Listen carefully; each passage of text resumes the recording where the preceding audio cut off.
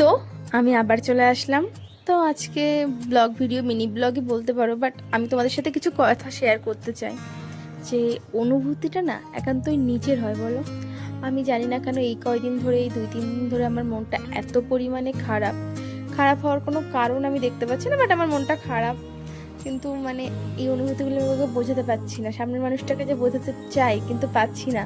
আর আমি যখন আমার অনুভূতিগুলো মাঝে মধ্যে আমি চাই না যে ওকে আমি বোঝাবো যে আমি কষ্টে আছি, তখন কি করে বুঝে যায় আমি সেটা বুঝি না। বাট ও বুঝতে পারছে যে আমারও কষ্ট হচ্ছে কোথাও না কোথাও কোনো দিক থেকে। তার জন্য এই যে আমাকে খুশি করার জন্য নিয়ে চলে এসেছে স্যার পিৎজা। যে পিৎজা আগে আমি সেইভাবে কোনোদিন খাইনি, মানে খেয়েছি এতটাও খাইনি একসাথে এতটাও। তারপর এই যে বাবা মাকে দিয়ে দিচ্ছিল আর আমার জন্য এই যে রেখে দিয়েছিল। তারপরে দুজন মিলে খাওয়া দাওয়া করলাম, তেমন কিছু বললাম না ভিডিওতে। যদি আমাদের ভিডিওটা ভালো লাগে লাইক কমেন্ট শেয়ার করে সাবস্ক্রাইব করে দিও। আর আজকে ভিডিও পর্যন্ত টাটা।